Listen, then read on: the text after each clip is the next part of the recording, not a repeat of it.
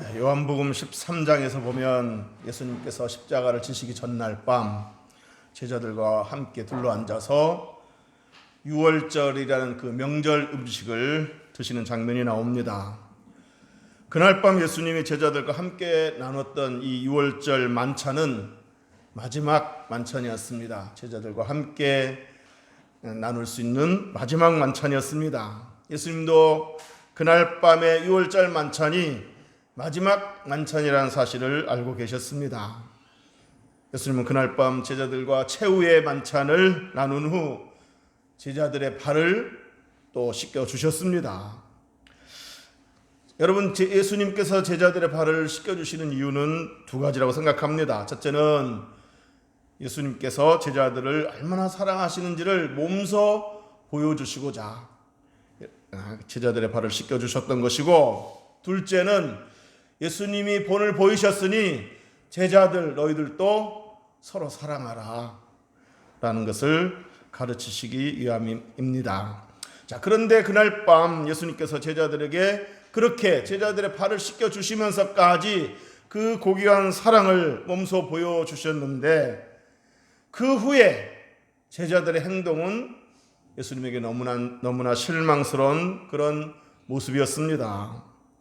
그날 밤 그 세족식 발을 씻겨주신 그날 밤 그 이후에 그날 밤에 가룟 유다는 대제사장에게 돈을 받고 예수님을 팔아넘기기 위해 그 자리를 일찍이 빠져나갔습니다. 그리고 그 다음날 다른 제자들도 예수님이 대제사장에게 체포되어 법정에 끌려가게 되었을 때 자신들도 끌려가게 될까봐 다 도망쳤다 그랬습니다. 뿐만 아니라 제자들 중에 수석 제자라고 할 수 있는 베드로마저 예수님이 체포되어 끌려가게 되자 멀찍이 예수님을 따라갔다고 그랬습니다. 멀찍이 따라갔다는 말은 이건 따라간 것도 아니고 도망친 것도 아닙니다. 어정쩡한 그런 모습입니다. 결국 베드로는 예수님이 대제사장 앞에서 신문 받고 있을 때 그 모습을 군중들 틈에서 멀찌감치 지켜보고 있다가 누군가가 베드로를 향하여 당신 예수님 제자가 맞지? 하고 물으니까 당황하고 두려운 나머지 아니야, 난 예수님 제자가 아니야, 저 사람은 나 모르는 사람이야 라고 예수님을 3번씩이나 부인하고야 말았습니다.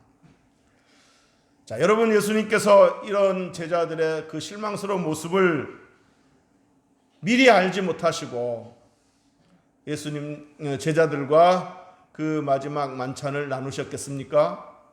또 제자들의 발을 씻겨 주셨겠습니까?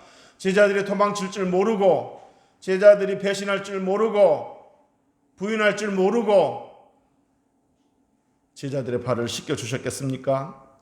그렇지 않습니다. 예수님 이미 다 알고 계셨습니다. 그 전에 이미 예수님은 제자들에게 너희들은 다 나를 버리고 도망갈 것이다 이렇게 말씀하셨고, 베드로에게는 너는 나를 3번이나 부인할 것이다 라고 말씀하셨고, 가룟 유다에게는 그 음식을 나눌 때에 유다야 어서 네가 계획한 일을 행하라 이렇게까지 말씀을 하셨습니다. 다 알고 계셨다는 이야기입니다. 자, 그러니까 예수님은 제자들이 다 도망칠 것을 다 아시고서도 제자들의 발을 씻겨주셨던 겁니다. 팔아넘길 그 가룟 유다의 발도 씻겨주셨고, 도망칠 제자들의 발을 씻겨주셨고, 심지어 예수님을 모른다고 부인할 그 베드로의 발도 씻겨주셨습니다. 여러분, 이것이 바로 우리 예수님께서 제자들에게 보여주신, 그리고 오늘날 저와 여러분에게 보여주신 예수님의 사랑입니다. 믿습니까? 요한복음 13장 1절에서 보면 예수님께서 제자들을 사랑하시되 끝까지 사랑하셨다 그랬습니다. 끝까지 사랑하셨다. 요한복음 13장 1절에 보면 유월절 전에 예수께서 자기가 세상을 떠나 아버지께로 돌아가실 때가 이른 줄 아시고 세상에 있는 자기 사람들을 사랑하시되 끝까지 사랑하시니라 그랬습니다. 예수님은 제자들이 도망칠 것도 아시고 배신할 것도 아시고 부인할 것도 다 아시고서도 제자들을 끝까지 사랑하셨습니다. 그래서 제자들의 발을 씻겨주심으로 그 사랑을 표현하신 겁니다. 오늘 본문 요한복음 15장에서도 계속해서 예수님은 제자들을 사랑한다고 이렇게 말씀하셨습니다. 우리 9절 다 같이 읽어보겠습니다. 시작. 아버지께서 나를 사랑하신 것 같이 나도 너희를 사랑하였으니 나의 사랑 안에 거하라. 아멘. 아버지께서 나를 사랑하신 것 같이 나도 너희를 사랑하였으니 나의 사랑 안에 거하라. 이렇게 말씀하셨습니다. 이미 제자들의 발을 씻겨주심으로 그 사랑을 몸소 보여주셨는데 오늘 본문에서 또 한 번 내가 너희를 사랑한다. 나의 사랑 안에 거하라. 이렇게 말씀하셨습니다. 자, 그러면서 또 다른 방식으로 예수님의 그 사랑을 표현해 주셨는데 우리 15절 다 같이 읽어보겠습니다. 시작. 이제부터는 너희를 종이라 하지 아니하리니 종은 주인이 하는 것을 알지 못함이라.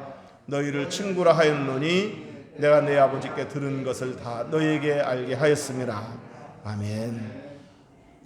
예수님께서 이렇게 제자들에게 말씀하셨습니다. 이제부터는 나는 너희를 종이라 하지 않겠다.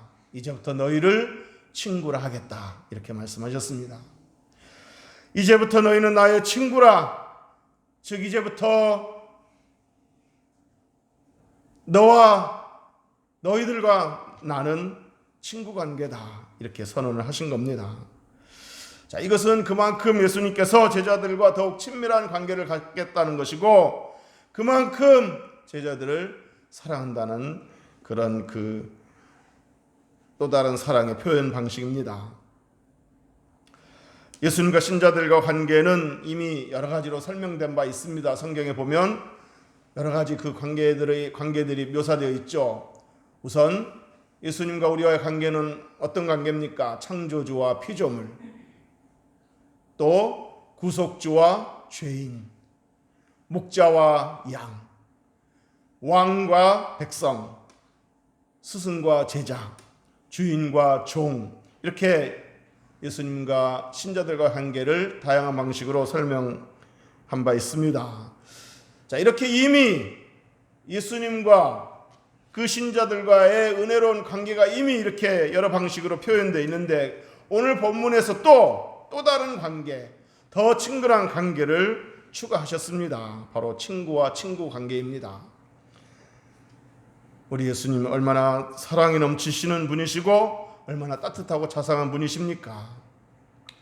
여러분, 사실 창조주와 피조물, 구속주와 죄인, 왕과 백성, 스승과 제자, 주인과 종, 목자와 양, 이런 관계도 우리 입장에서는 얼마나 황송하기 짝이 없는 그런 은혜로운 관계입니까?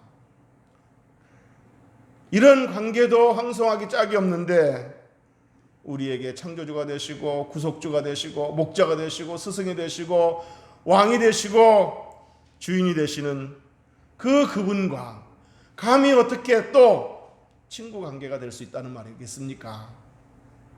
정말 놀랍고도 황송한 말로 다 할 수 없는 은혜인 줄로 믿습니다. 자, 그런데 여러분, 더 놀라운 사실은 가룟 유다가 예수님을 체포하기 위해서 사람들을 데리고 왔을 때 예수님께서 가룟 유다를 향하여 뭐라고 불렀습니까? 바로 친구라고 불러주셨습니다. 자신을 체포하러 온 그 가룟 유다에게 친구야, 이렇게 불러주셨습니다. 마태복음 26장 50절에 보면 예수께서 이르시되 친구여, 네가 무엇을 하려고 왔는지 행하라. 그러니까 얼른 나 잡아가라, 그런 말씀입니다. 하신데 이에 그들이 나와 예수께 손을 대어 잡는지라. 가룟 유다가 예수님을 체포하기 위해 왔을 때 예수님께서 그 가룟 유다를 향하여 친구여라고 이렇게 불러주셨습니다. 여러분, 가룟 유다가 예수님을 체포하기 위해서 제일 먼저 한 일이 뭡니까? 예수님께 다가가서 입을 맞췄습니다. 왜 입을 맞췄겠습니까? 함께 데리고 온 사람들과 짠 겁니다. 당신은 오늘날처럼 신문이나 방송 같은 대중매체가 없기 때문에 예수님을 직접 만나보지 않고서는 예수님이 어떻게 생겼는지 모릅니다. 그래서 함께 데리고 온 사람들에게 내가 입맞춤하는 사람이 예수란 자다, 그 사람을 잡아라, 이렇게 신호를 미리 짠 겁니다. 여러분, 가룟 유다가 예수님께 웃으며 다가와서 거짓으로 입을 맞춘 그 가룟 유다의 모습을 예수님 보시고 어떤 심정이 들었겠습니까? 인간적으로 생각하면 배신감으로 인해서 그 예수님의 입에서 원망이 나오고 욕이 나올 법도 한데, 그런데 놀랍게도 예수님은 그 가증스러운 가룟 유다를 친구라고 불러주셨다는 얘기입니다. 친구여, 네가 무엇을 하려고 왔는지 행하라.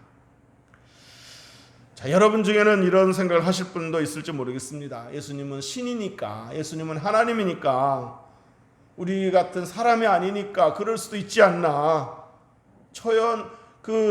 초연할 수 있지 않나, 이런 생각을 하시는 분도 있을지 모르겠습니다. 하지만 여러분, 가룟 유다가 예수님을 잡으러 사람들을 데리고 오기 전에 예수님께서 겟세마네 동산에서 기도하셨는데, 그때 겟세마네 동산에서 기도하실 때의 예수님의 모습은 너무나 인간적인 모습이셨습니다. 겟세마네 동산에 오르셨을 때 예수님께서 베드로, 요한, 야고보에게 이렇게 말씀하셨습니다. 내 마음이 매우 고민하여 죽게 되었으니. 이 말은 내 마음이 너무 참담하다, 너무 힘들다, 그런 얘기입니다. 그러면서 너희는 여기 머물러 나와 함께 깨어 있으라, 깨어 기도하라고 말씀하신 겁니다. 이렇게 말씀하시고서는 얼굴을 땅에 대시고 엎드려 이렇게 기도하셨습니다. 아버지여, 만일 할만하시거든 이 잔을 내게서 옮기시옵소서. 두렵다는 얘기입니다. 내일 있을 그 사람들의 그 야유와 조롱과 또 뺨 맞으심과 침뱉음 당하심, 그리고 못에 박히고 창에 찔리고 죽임을 당하는 것, 이게 너무 두려우셨던 겁니다. 여러분, 이때 예수님의 모습은 지극히 인간적이셨습니다. 예수님은 완전한 하나님이시지만 또한 우리와 똑같은 완전한 사람이기에 예수님도 두려우셨다는 얘기입니다. 그러므로 겟세마네 동산에서 그 심정은 매우 참담하고 두려우셨을 겁니다. 그래서 내 마음이 매우 고민하여 죽게 되었으니, 이런 표현을 썼던 겁니다. 자, 그런 관점에서 보면 자신을 체포하기 위해 거짓으로 입을 맞췄던 그 가룟 유다를 보았을 때 정말 인간적으로 가룟 유다가 미웠을 것이고 원망스러웠을 것이고 욕이라도 퍼부었을 그런 심정이었을 겁니다. 욕이 나오고 주먹이 날아가는 것이 정상이었을 겁니다. 그런데도 예수님께서는 그러한 가룟 유다를 향해서 친구여 이렇게 불러주셨다는 얘기입니다. 이것은 바로 예수님께서 사랑하시되, 사람들을 사랑하시되 끝까지 사랑하시는 그런 모습을 보여준 겁니다. 믿습니까? 네. 사랑하는 성도 여러분, 사실 우리도, 저와 여러분도 신앙생활을 하면서 제자들처럼 예수님을 버리고 도망칠 때도 있었습니다. 베드로처럼 멀찍이 어정쩡하게 따라간 것도 아니고 도망친 것도 아니고 어정쩡하게 예수님을 따라간 적도 있었습니다. 그러다가 예수님을 부인할 때도 있었습니다. 말로는 나 예수님 몰라, 나 예수님 안 믿어, 이렇게는 안 했을런지 몰라도 내 삶의 모습이 예수님을 부인하는 모습이었을 때도 있었을 것입니다. 또 가룟 유다처럼 돈 때문에, 세상의 명예 때문에, 세상의 즐거움 때문에 예수님도 팔아먹고 신앙도 팔아먹은 적도 있었을 겁니다. 그런데 웬 사랑입니까? 웬 은혜입니까? 그럼에도 불구하고 여전히 우리를 버리지 않으시고 우리를 찾아와 주셨고 우리를 붙잡아 주셨고 우리를 이끌어 주셨습니다. 그리고 여전히 우리를 친구라고 불러주십니다. 믿습니까? 오늘 본문에서 예수님께서 친구가 할 수 있는 사랑 중에 최고의 사랑은 바로 이거다, 이렇게 말씀하셨습니다. 우리 13절 읽어보겠습니다. 시작. 사람이 친구를 위하여 자기 목숨을 버리면 이보다 더 큰 사랑이 없나니. 아멘. 친구를 위하여 자기 목숨을 버린다면 이것보다 더 큰 사랑은 없다라고 말씀하셨습니다. 자, 친구를 위해 자기 목숨을 버리면 이보다 더 큰 사랑 없다라고 말씀하셨던 예수님께서 친히 자기 목숨을 버리셨습니다. 저와 여러분을 위해 친히 자신의 목숨을 버리셨습니다. 보잘것없는 벌레만도 못한 저와 여러분을 위해서 귀한 목숨을 버리셨습니다. 너는 나의 친구라, 이렇게 말씀하신 예수님이 정말 친구가 할 수 있는 최고의 사랑을 보여주신 겁니다. 여러분, 우리는 어떤 때는 너무 황송해서 주님의 이런 사랑을 우리는 받을 자격이 없습니다, 이렇게 고백할 때가 있습니다. 그렇지만 그때 주님은 이렇게 말씀하십니다. 우리 16절 보면은 너희가 나를 택한 것이 아니요 내가 너희를 택하여 세웠나니 그랬습니다. 너희가 나를 택한 것이 아니요 내가 너희를 택하여 세웠다. 이 말은 우리가 예수님의 사랑을 받을 만한 자격이 있어서 주님 우리에게 사랑을 베푼 것이 아니라는 얘기입니다. 우리의 자격 요건과 상관없이 그저 무조건적인 사랑으로 우리를 선택하시고 우리를 구원하셨다는 그런 말씀입니다. 찬송가 90장에 이런 가사가 있습니다. 주 예수 내가 알기 전 날 먼저 사랑했네. 주 예수 내가 알기 전 날 먼저 사랑했네. 내가 주님을 먼저 찾아간 것이 아니고 주님이 먼저 우리를 찾아와 주시고 우리를 구원해 주셨습니다. 그 크신 사랑 나타나 내 영혼 거듭났네. 주 내 마음에 늘 계시고 나 주의 안에 있어. 저 포도 비유 같으니 참 좋은 나의 친구. 내 친구 되신 예수님, 날 구원하시려고 그 귀한 몸을 버리사 내 죄를 대속했네. 나 주님을 늘 믿으며 그 손을 의지하고 내 몸과 마음을 바쳐서 끝까지 충성하리. 믿습니까? 오늘 예수님께서 이렇게 말씀하십니다. 네가 나의 친구 될 수 있었던 것은 네가 자격이 있어서도 아니고 너의 선한 행실로 말미암아 된 것도 아니란다. 그저 내가 너를 무조건적으로 사랑했기 때문이란다. 이렇게 말씀하십니다. 믿습니까? 자, 예수님은 너는 나의 친구라 이렇게 말씀하신 후에 또 이렇게 말씀하셨습니다. 우리 16절 다 같이 읽어보겠습니다. 시작. 너희가 나를 택한 것이 아니요 내가 너희를 택하여 세웠나니 이는 너희로 가서 열매를 맺게 하고 또 너희 열매가 항상 있게 하여 내 이름으로 아버지께 무엇을 구하든지 다 받게 하려 함이라. 아멘. 주님은 우리를 향하여 너는 나의 친구라 이렇게 말씀하신 후에 친구가 할 수 있는 최고의 사랑을 보여주셨습니다. 즉 목숨까지 버리시며 우리를 구원해 주셨습니다. 그런데 우리 영혼을 구원한 것에 그치지 않고 우리 삶을 더 풍성하게 하기 위해서 우리 삶의 아름다운 열매를 맺도록 하기 위해서 기도하라고 말씀하셨습니다. 기도하면 응답하시겠다고 말씀하셨습니다. 또 너희 열매가 항상 있게 하여 내 이름으로 아버지께 무엇을 구하든지 다 받게 하려 함이라 그랬습니다. 요한복음 10장 10절에서도 내가 온 것은 양으로 생명을 얻게 하고 더 풍성한 것을 얻게 하려 함이라 그랬습니다. 그러니까 주님께서 우리를 택하시고 우리를 구원하신 목적은 그저 우리 영혼만 구원하기 위한 것이 아니라 우리 삶을 구원하기 위해서 우리 삶의 아름다운 열매들이 있기 위해서 우리 삶이 더 풍성해지도록 하기 위해서 우리를 구원하신 겁니다. 그래서 오늘 주님은 우리를 위해서 목숨까지 버리시면서 우리를 구원하신 우리 주님은 이렇게 말씀하십니다. 너는 나의 친구니 이제부터 내 이름으로 구하라. 그리하면 받게 할 것이다. 이렇게 말씀하셨습니다.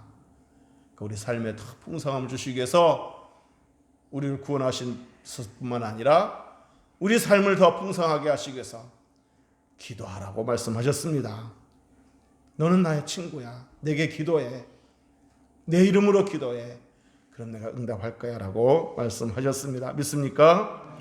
내 진정 사모하는 친구가 되시는 구주 예수님은 아름다워라. 내 마음이 아플 적에 큰 위로 되시며 나 외로울 때 좋은 친구라. 마음 아플 때에 내게 와서 기도해라. 내 이름으로 기도해라. 외로울 때 내게 와서 기도해라. 내가 위로하고 친구가 되어주겠다 라고 말씀하시는 겁니다. 내 몸의 모든 염려 이 세상 고락간 나와 항상 같이 하여 주시고 시험을 당할 때 악마의 교교를 즉시 물리치사 날 지키시네. 온 세상 날 버려도 주 예수 안 버려. 끝까지 나를 돌아보시니 주는 저 산 밑에 백과 빛나는 새벽별 이 땅 위에 비길 것이 없도다. 믿습니까? 아일랜드 사람 조셉이 캐나다에 이주해서 살고 있었을 때입니다. 고향 아일랜드에 사는 홀어머니가 건강이 악화되었다는 소식을 듣게 되었습니다. 그렇지만 조셉은 어머니가 아프다는 소식을 듣고서도 너무나 멀리 계시는 그 당시 교통도 좋지 않고 또 상황이 좋지 않아서 어머니를 쉽게 찾아가보지 못했습니다. 그 대신 눈물로 기도했습니다. 어머니를 위해서. 그러자 주님께서 사랑하는 아들아 걱정하지 말라. 너의 기도를 들었노라 하고 말씀하시는 그 주님의 음성이 느껴지면서 주님의 품이 느껴지면서 마음의 평안함이 생겼습니다. 그리고 비록 어머니와 이렇게 떨어져 있어서 어머니를 직접 볼 수는 없지만 주님이 대신 어머니를 지켜주실 것이라는 확신이 생기게 되었습니다. 그래서 조셉은 그때 체험과 그 감격을 시로 적었는데 나중에 그 시를 어머니께 보냈다고 합니다. 편지로. 그 찬송시가 바로 우리가 즐겨 부르는 죄짐 맡은 우리 구주입니다.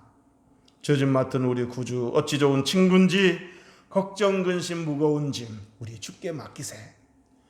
어머니를 주께 맡기들며 기도했더니 마음에 평안함이 생기고 확신이 생겼다는 얘기입니다. 주께 고함 없는 고로 복을 받지 못하네 사람들이 어찌하여 아랠 줄을 모를까. 이렇게 좋은 기도의 특권이 있고 이렇게 기도하면 응답하시는 주님이 계시는데 왜 아랠 줄을 모를까.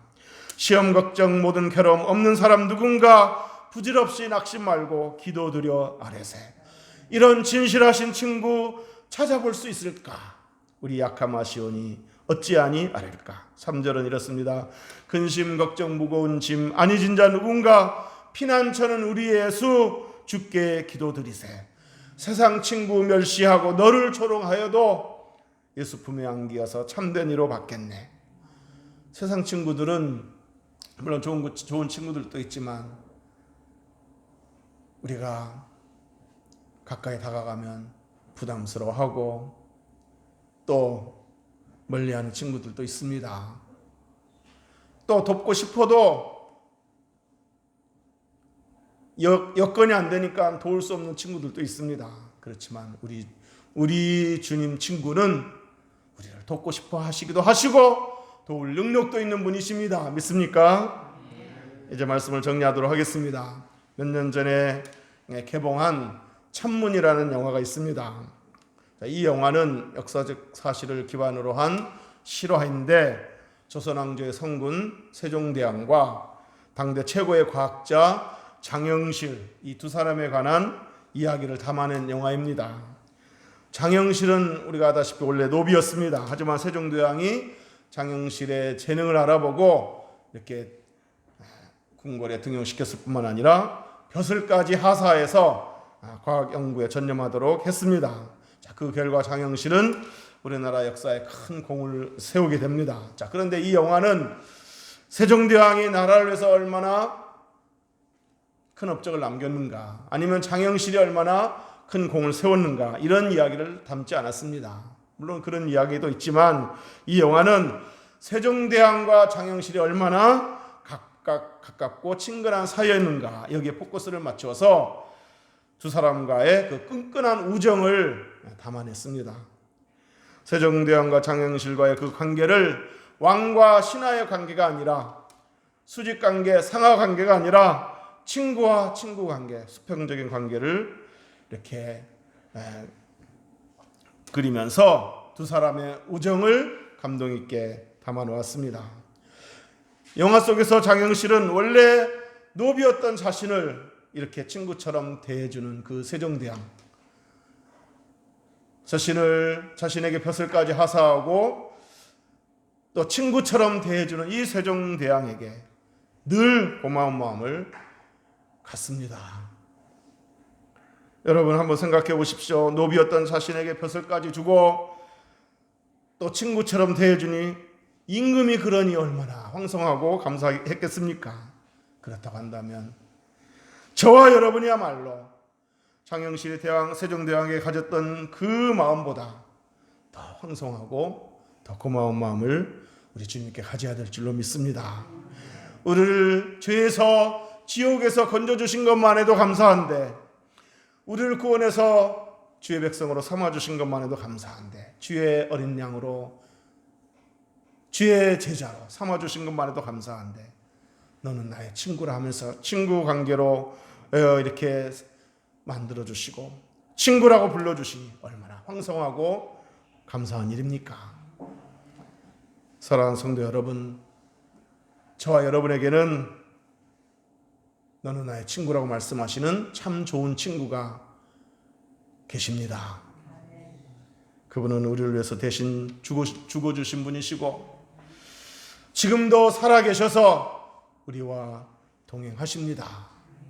우리 곁에 계시고 임마누엘 하셔서 우리 곁에 계셔서 말씀하시고 위로해 주시고 붙들어 주시는 분이십니다. 힘들 때 일으켜 주시고 눈물 날 때 눈물 닦아 주시는 참 좋은 친구이십니다. 장영실이 그 세종대왕의 고마운 마음을 갖고 더 충성했던 것처럼 우리도 주님께 감사하는 마음을 가지고 더 충성할 수 있기를 주의 이름으로 축복합니다. 그리고 친구 되신 주님과 늘 동행하면서 그분께 늘 감사하면서 그분을 늘 의지하면서 그분에게 위로와 셈을 얻으면서 주 안에서 풍성한 삶을 누릴 뿐만 아니라 그분을 또 다른 사람들에게 소개해주고 너도 나처럼 이렇게 만족한 삶을 살 수 있어 라고 그분을 소개할 수 있는 저와 여러분 되시기를 주의 이름으로 축복합니다. 기도하겠습니다.